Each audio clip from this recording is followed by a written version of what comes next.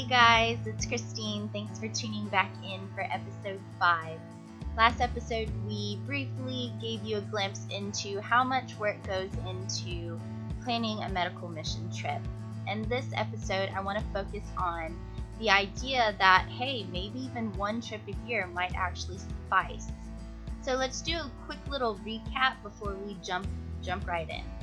So episode 2, I discussed how there are a good set of the patients that we treat on our medical mission trips that can be given the full amount of medication during our trip, during the time that we're there, and they're not dependent on when we return again or how frequent we return again.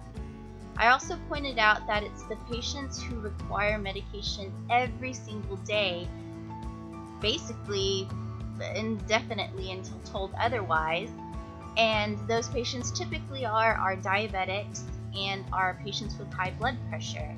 And then that is where the tiny bag dilemma came in. Check out episode 2, learn more about that if you don't know what that is yet. Episode 3, we ruled out this idea that it would be as simple as giving larger quantities to these patients because of the high likelihood of those patients selling their medication to be able to provide for their family. So we've thrown out 2 ideas, tiny bag dilemma, 2 points, us 0 points, but at least now we know who we need to focus on, our diabetic and hypertensive patients. So then this naturally led me to the question of, okay, how many patients of ours are diabetic and hypertensive? So then imagine me in my comfy clothes on the couch, busting out our huge pile of registration forms from our last Philippines trip. I think we saw over 1,400 patients, so can you imagine the process that it took to go through all of those? Luckily, my amazing husband James jumped on the couch with me, helped me get through the process. Y'all, it was a process to get through those. But it was worth it in the end because I discovered 13% of our patients were hypertensive, 3% were diabetic, and 2% were both. However, by going through the cards, I realized that even though we had in place for all of our patients to be tested for their glucose, not all of them did. So really that 2% or 3%, whatever I said for diabetes, was not actually representative.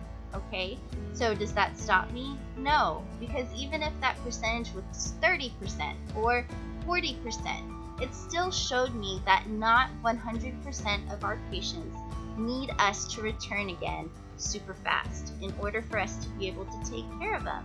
And that's a pretty cool realization if you think about it. So what that solidified for me is that we could move away from the idea that we had to plan more frequent trips, which I really wasn't a big fan of anyways. You can check out episode 4 as to why that is. But basically what we needed to do is focus on building out a program that would provide continuation of care for the subset of patients that actually needed it. So thanks guys for hanging in there on that last episode. I know it was a longer one. What I'm going to do is start an actual blog where you can read the next 2 episodes and plus all the ones that we've done so far. For those of you who prefer to read than to watch me talk on a screen. But hang in there because the next episode, video-wise, will be us unveiling what our new program will be. So look forward to it. Thanks y'all for listening and talk to y'all then. Bye.